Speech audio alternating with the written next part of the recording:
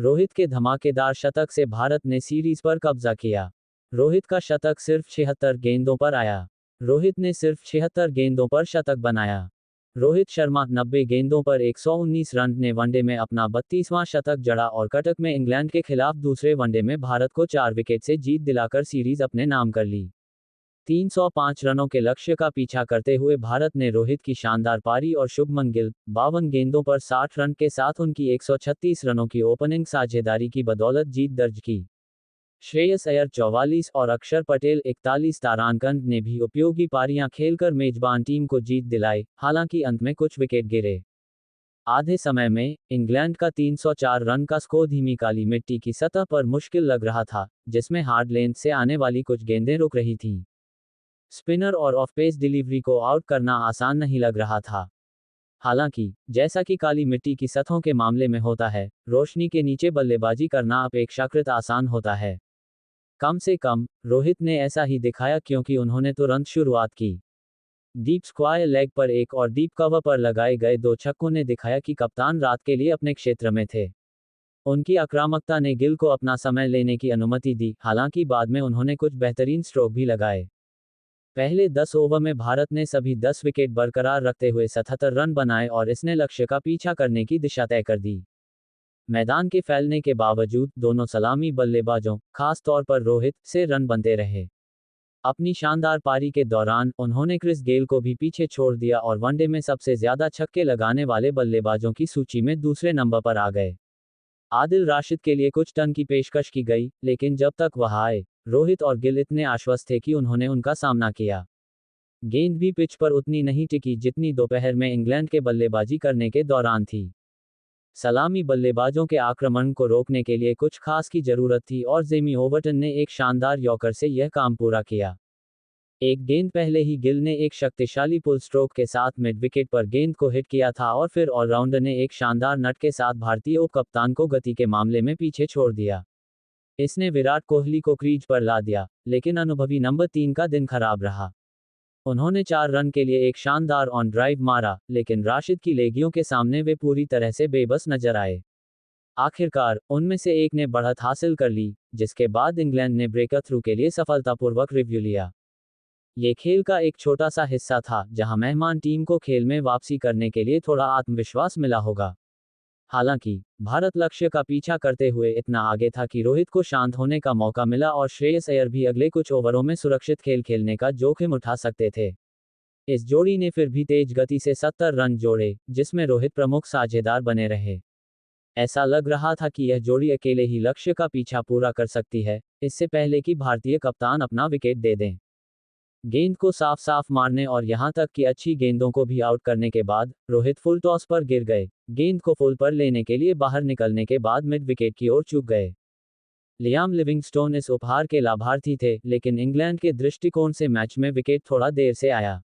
अय्यर ने अक्षर के साथ मिलकर भारत को बढ़त दिलाई, लेकिन भयानक गलतफहमी के कारण वह मूर्खतापूर्ण रन आउट हो गए।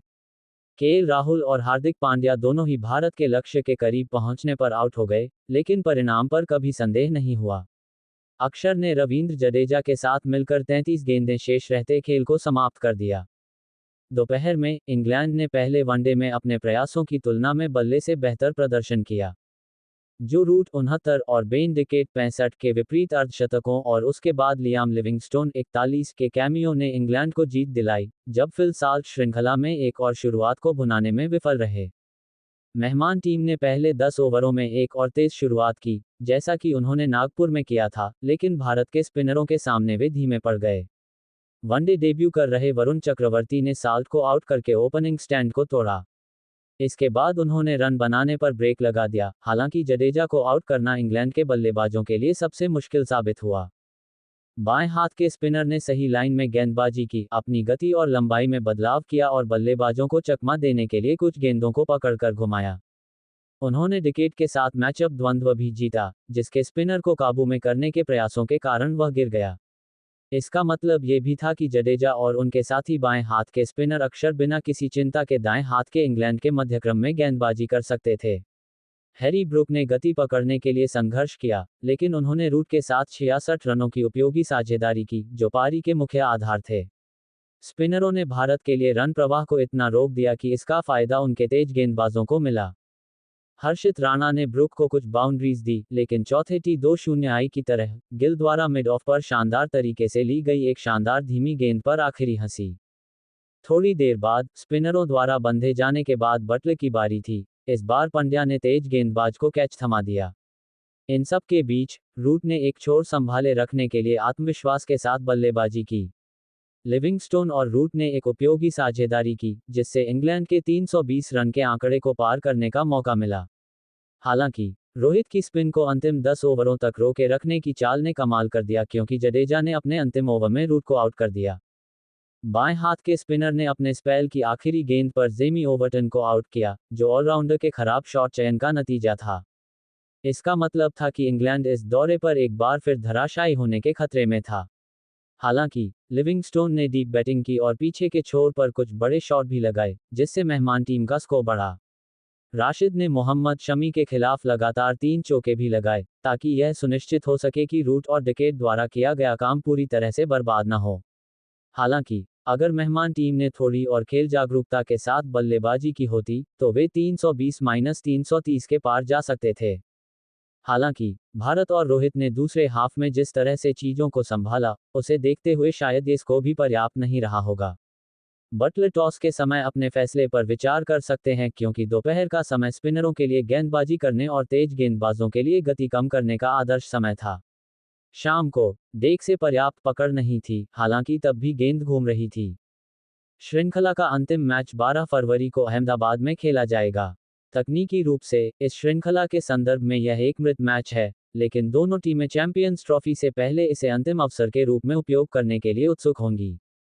स्कोर: इंग्लैंड 49.5 ओवर में 304, Joe Root 69, Ben Duckett 65, Ravindra Jadeja 3-35, Bharat से 44.3 ओवर में 308/6, Rohit Sharma 119, Shubman Gill 60, Jamie Overton 2-27, 4 wicket से हार गया।